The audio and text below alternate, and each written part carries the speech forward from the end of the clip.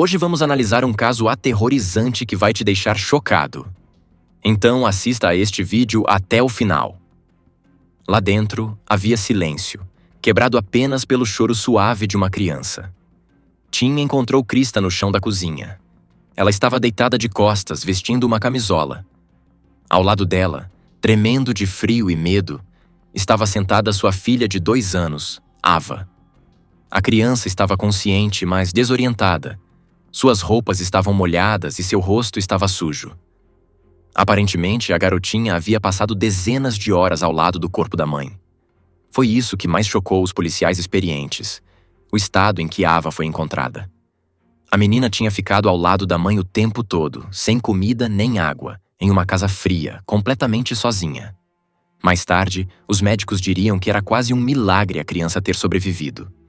Em entrevistas, os agentes de proteção à infância contariam que Ava tentou acordar a mãe, chamando por ela e alimentando-a com um brinquedo. Talvez a garotinha até tenha tentado colocá-la debaixo do cobertor. Queridos espectadores, temos as melhores histórias de crimes aqui no nosso canal. Para não perder nenhuma, inscrevam-se e, por favor, deixem um like no vídeo. Ao falar de Krista Worthington, sua imagem é formada por muitos contrastes. Inteligente, sofisticada, bem-sucedida e, ao mesmo tempo, não avessa à solidão.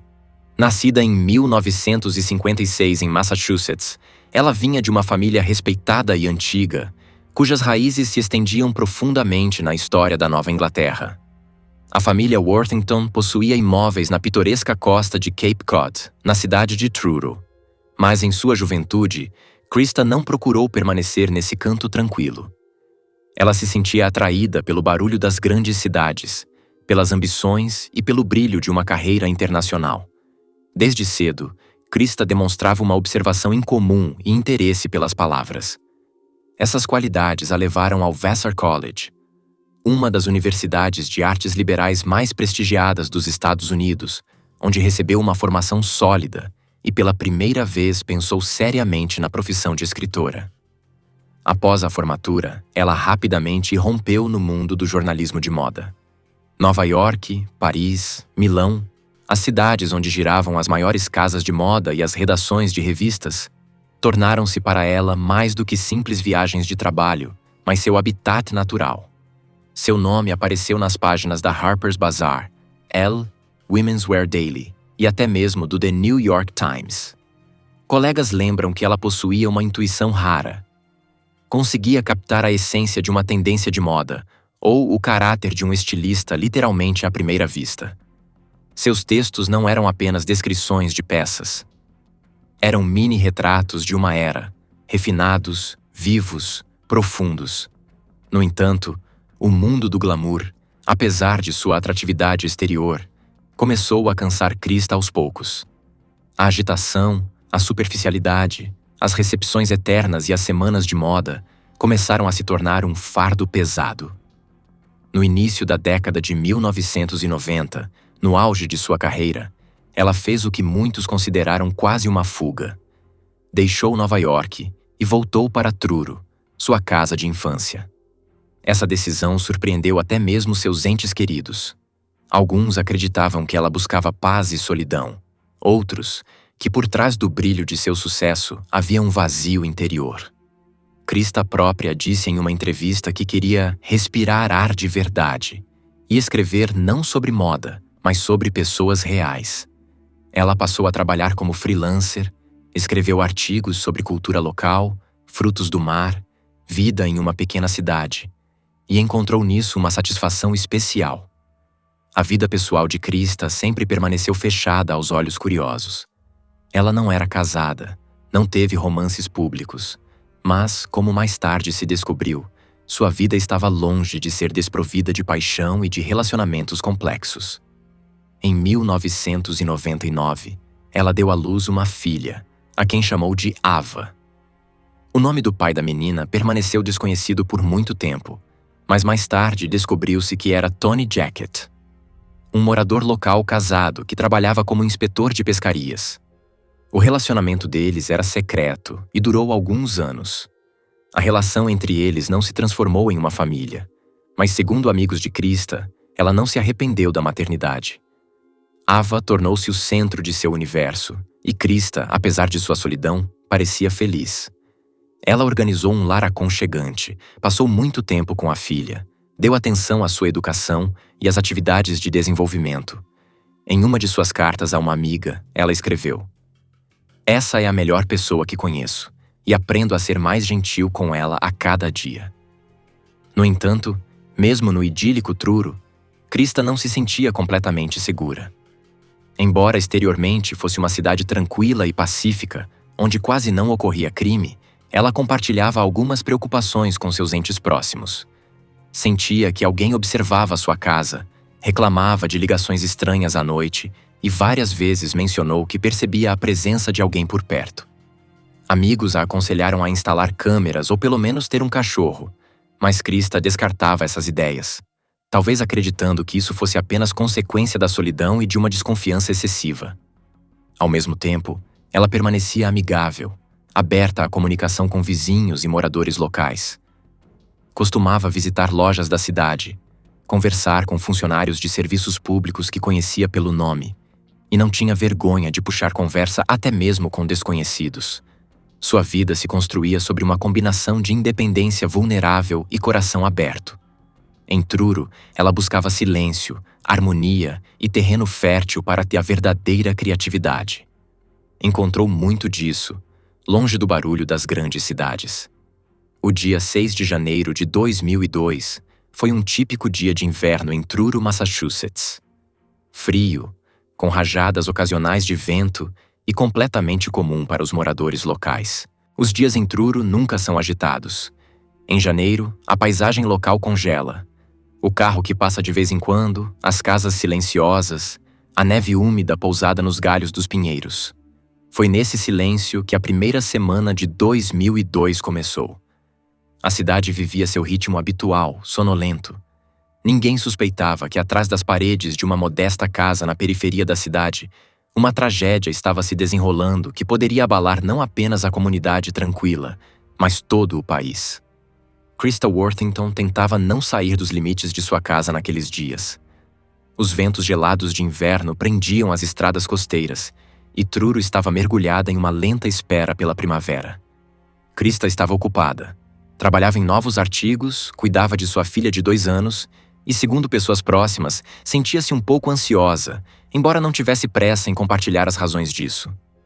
Um conhecido recordou que ela mencionou sensações estranhas, como se alguém a observasse, como se a casa já não parecesse um refúgio.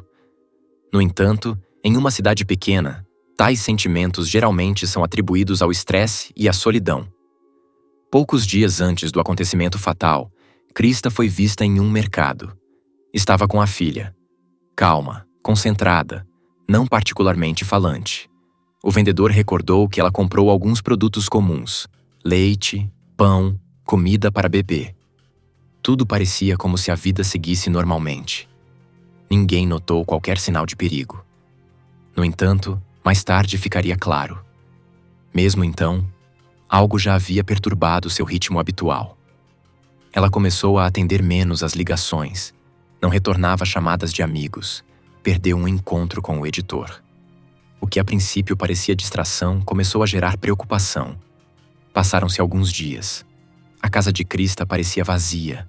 A caixa de correio se enchia, mas não era esvaziada. À noite, não havia luz nas janelas. Alguns vizinhos talvez tenham percebido isso, mas ninguém ousava se aproximar. Em uma cidade pequena, o espaço pessoal é sagrado, e perguntas desnecessárias são feitas com relutância. No entanto, uma pessoa não pôde ignorar o que estava acontecendo. Tim Arnold, ex-amante de Krista e, de fato, o único que manteve contato com ela nos últimos dias. Ele tentou ligar para ela, sem sucesso. Seu telefone tocava, mas ninguém atendia. A cada dia que passava, a ansiedade aumentava. Tim sabia que Krista não era do tipo que desaparecia sem avisar. Ela era uma mãe organizada, responsável, e mesmo nos momentos mais atarefados sempre encontrava tempo para ligar. E assim, após vários dias de silêncio, ele decidiu ir até sua casa. O caminho até a casa de Krista passava por ruas estreitas, ao longo de dunas cobertas de neve e plantações de abetos. Ele dirigia com a ansiedade no peito, mas ainda com a esperança de que fosse um mal-entendido, que ela simplesmente tivesse ido ver amigos ou perdido o telefone.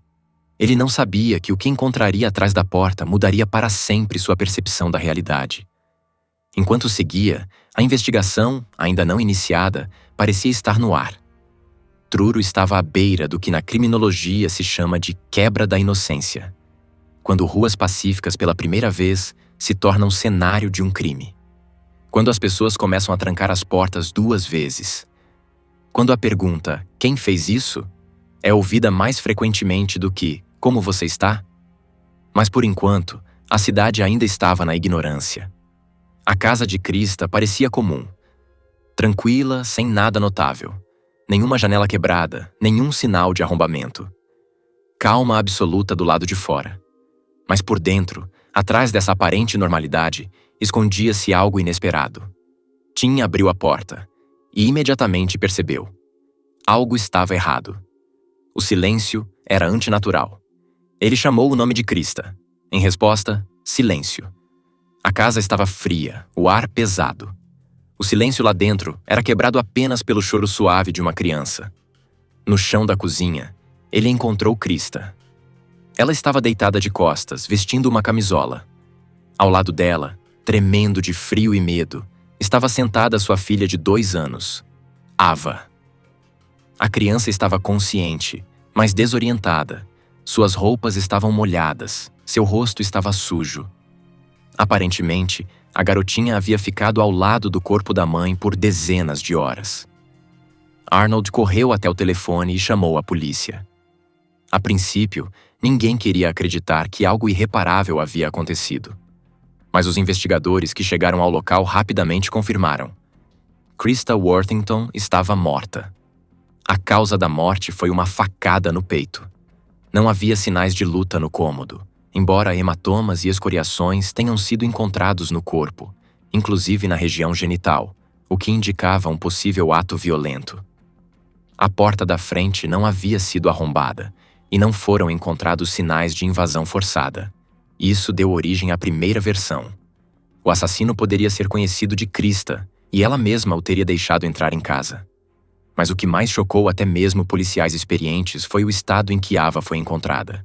A menina esteve ao lado da mãe durante todo esse tempo, sem comida nem água, em uma casa fria, completamente sozinha. Mais tarde, os médicos diriam que era quase um milagre a criança ter sobrevivido.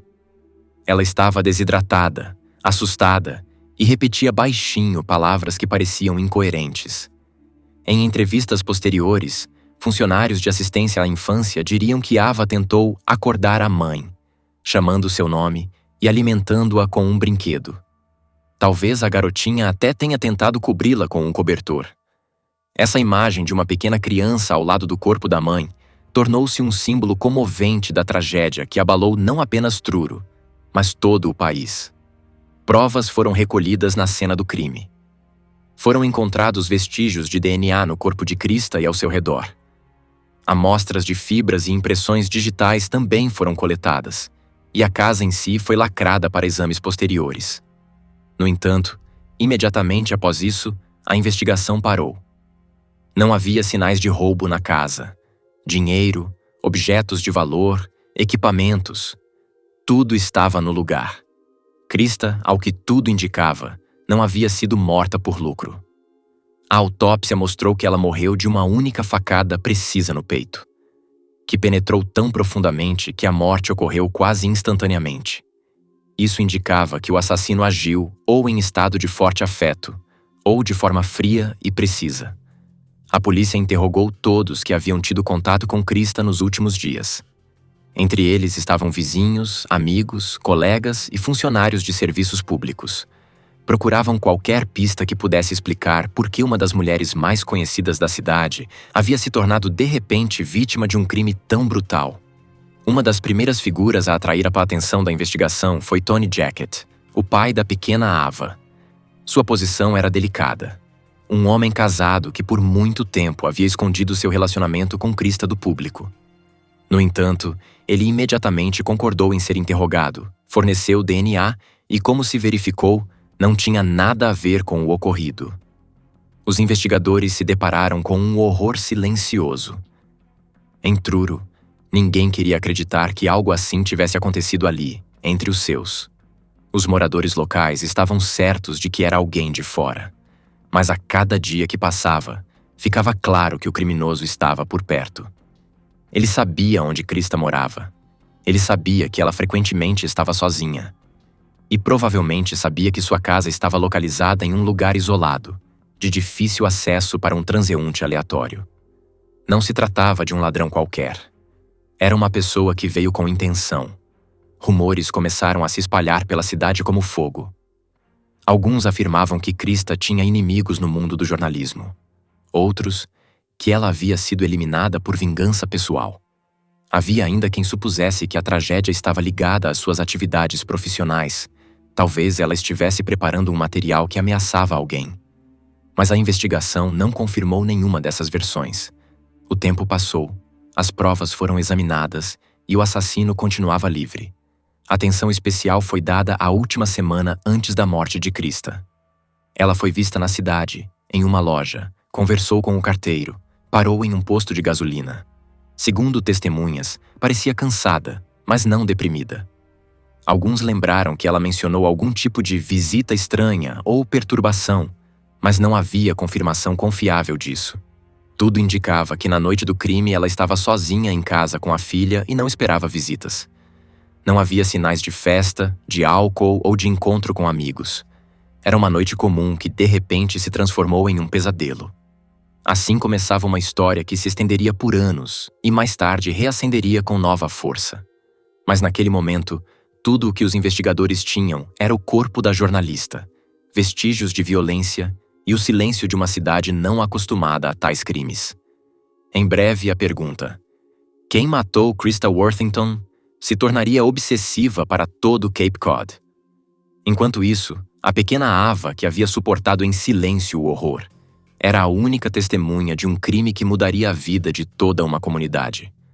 O momento em que a polícia de Truro recebeu a primeira ligação sobre a possível morte de Krista Worthington marcou o início de uma investigação complexa e carregada de emoção.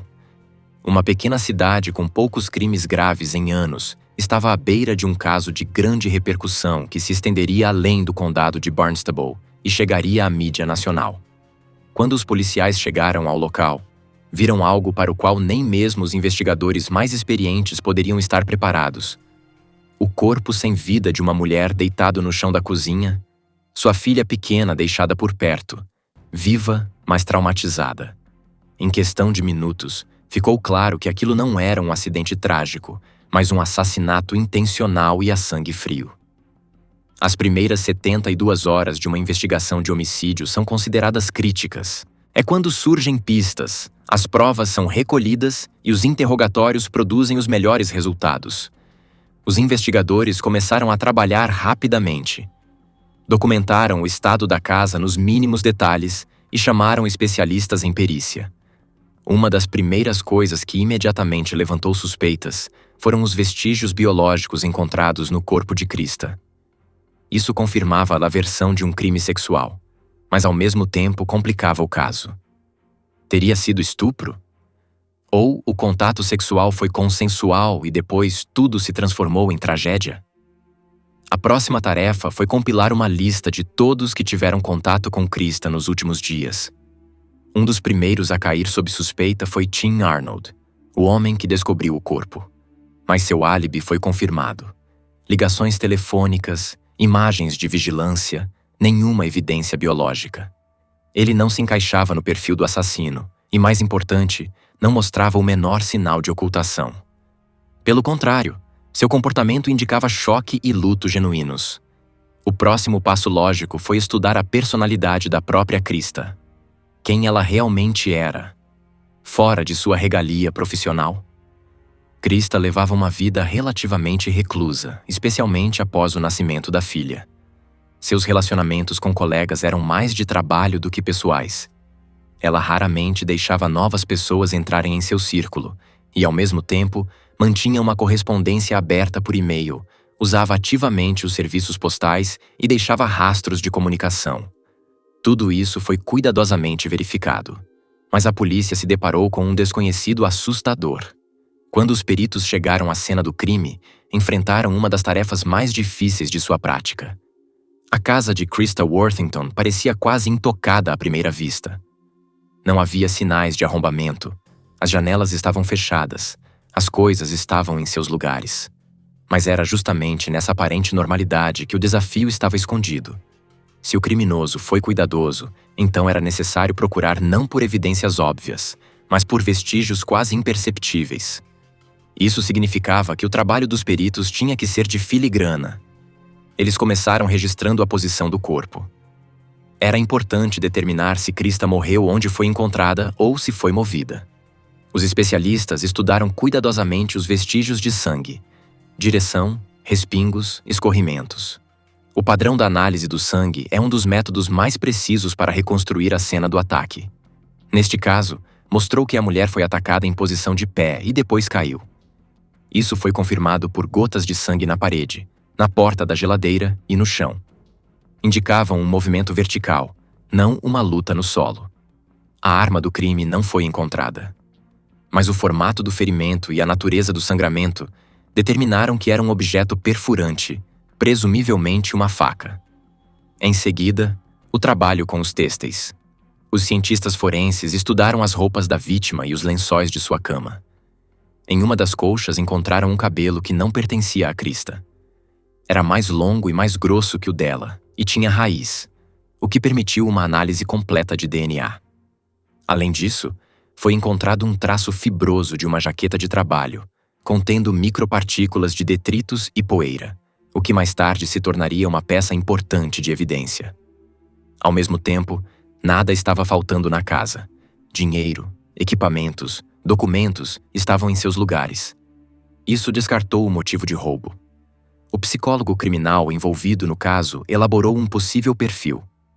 Um homem familiarizado com a vítima, não impulsivo, capaz de ações a sangue frio. Talvez ele morasse nas proximidades, talvez a estivesse seguindo. Mas como encontrá-lo? Havia outro problema. Os moradores de Truro estavam relutantes em compartilhar informações. Pequenas cidades são ecossistemas complexos onde todos conhecem todos, e suspeitas rapidamente se transformam em acusações. Os moradores tinham medo de que alguém da terra fosse atingido. A polícia se deparou com silêncio, com frases cautelosas, com desconfiança. Nesse contexto, o FBI propôs uma medida não convencional: organizar uma doação em massa e voluntária de amostras de DNA entre os homens que viviam na área. Isso causou um clamor. Ativistas civis, advogados, moradores comuns, todos expressaram preocupação com a violação de direitos pessoais. Mas a natureza voluntária do procedimento permitiu formalmente que o processo começasse. Enquanto os testes eram processados, a investigação não ficou parada. Ex-funcionários de serviços de reparo, eletricistas, carteiros, todos que tinham acesso à casa de Krista, foram verificados. Atenção especial foi dada a homens com condenações anteriores por crimes sexuais ou violência. Um desses homens era um morador local, Christopher McCowan, um coletor de lixo que trabalhava na rota que incluía a casa de Krista. Ele era conhecido pela polícia, mas não por crimes graves, mas por infrações e comportamento suspeito. E ainda assim, ele não estava entre os principais suspeitos. Quase um ano se passou. O caso começou a esfriar. A mídia perdeu o interesse. Mas então, um avanço. Um dos testes de DNA coletados voluntariamente deu correspondência. Era Christopher McCowan. Seu DNA estava no corpo da vítima. Seu cabelo estava na colcha do quarto.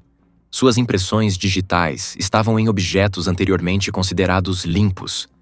Seu álibi revelou-se frágil, contraditório. E embora ele insistisse em sua inocência, as evidências diziam o contrário.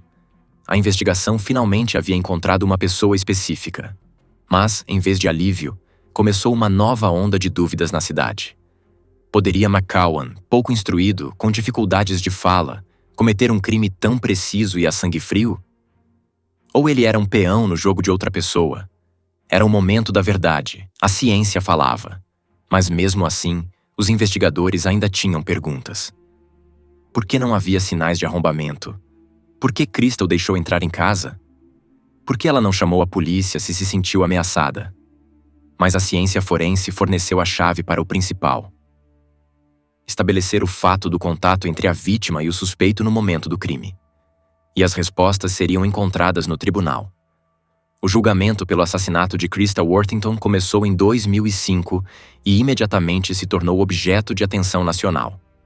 Diante do júri estava um homem que, à primeira vista, não se encaixava na imagem de um criminoso a sangue frio. Christopher McCowan, um coletor de lixo de 34 anos, um homem negro com educação limitada e uma dificuldade de fala notável, tornou-se a figura central em um julgamento que precisava responder não apenas à questão de quem matou Krista Worthington, mas também caminhar na linha tênue entre justiça e preconceito. Ele não tinha meios para um advogado caro, não tinha conexões, não tinha defensores poderosos. Mas havia uma coisa que, aos olhos de muitos, o tornava especialmente vulnerável. Ele era um forasteiro, um estranho em uma cidade onde todo forasteiro estava sob suspeita. A acusação construiu seu caso em evidências biológicas. O DNA de McCowan foi encontrado no corpo de Krista. Havia seu cabelo, seu material biológico, suas impressões digitais. Ao mesmo tempo, a defesa enfatizou que a descoberta de material biológico não prova o fato do assassinato. Segundo os advogados, poderia ter havido contato sexual voluntário entre Christopher e Krista. O próprio acusado inicialmente negou ter tido relações sexuais com ela. No entanto, após horas de interrogatório, ele confessou, ainda que com muitas inconsistências. McCowan afirmou que tinha tido relações sexuais com Krista de forma consensual e que supostamente a matou acidentalmente durante uma discussão. Mais tarde, ele retratou essas palavras, declarando que a confissão foi forçada, sob pressão, e que não entendia o significado das perguntas devido a um defeito de fala e baixa escolaridade. A defesa insistiu que Christopher era vítima de uma investigação ineficaz e de preconceito social. A investigação, em sua opinião, tinha um motivo claro: encontrar o acusado a qualquer custo. O assassinato de uma jovem mulher branca de boa família, uma profissional, uma mãe, exigia um resultado. A pressão da opinião pública, da mídia e dos políticos era enorme. E então surgiu um candidato conveniente, um homem sem educação, de origem pobre, que não tinha a oportunidade de se defender plenamente. Especialistas em falsas confissões se juntaram ao caso. Um deles, o Dr. Richard Leo, especialista em confissões falsas, afirmou que o interrogatório de McCowan foi conduzido em violação a todos os padrões. Ele foi interrogado por mais de 5 horas seguidas sem um advogado. Suas declarações contradiziam os principais fatos e ele se confundia constantemente nos detalhes. Além disso, o tribunal reconheceu que os investigadores podem ter exercido pressão sobre o acusado durante o interrogatório, mas decidiu que a confissão ainda poderia ser aceita como prova. O júri adicionou uma intriga especial ao processo. Vários dias de deliberações, opiniões conflitantes, diferentes percepções das provas. Um dos jurados admitiu a jornalistas mais tarde que muitos deles estavam hesitantes. De um lado, o DNA. Do outro, a falta de testemunhas diretas, nenhum sinal de luta e, acima de tudo, a ausência de um motivo. Nenhuma pessoa próxima de Christopher conseguiu explicar por que ele faria tal coisa. Sem raiva, sem ressentimento, sem ameaças anteriores, nada. Mas a história não terminou aí. Quase imediatamente após o veredicto, ativistas e advogados independentes começaram uma campanha por um novo julgamento. Na década de 2010, os advogados entraram com um pedido de novo julgamento, citando erros no processo judicial e novas evidências potenciais. Alguns argumentaram que poderiam haver outras pessoas envolvidas que nunca haviam sido devidamente interrogadas.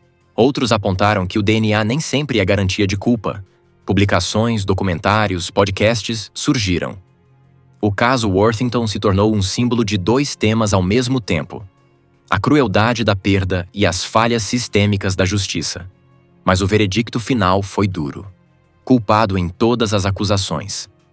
Christopher McCowan foi considerado culpado de assassinato em primeiro grau, agressão sexual e invasão domiciliar com intenção criminosa. Ele foi condenado à prisão perpétua sem possibilidade de liberdade condicional. A família de Krista tentou se manter fora da controvérsia pública. Para eles, era claro. O homem que havia sido condenado era culpado. Mas o público continuou a discutir. Alguns acreditavam que a justiça havia sido feita. Outros acreditavam que o verdadeiro assassino nunca havia sido encontrado. Ainda outros acreditavam que o caso de Krista Worthington permaneceria para sempre não apenas uma tragédia, mas também uma metáfora de quão rapidamente a sociedade pode condenar e de quanto tempo pode duvidar, mesmo após um veredicto.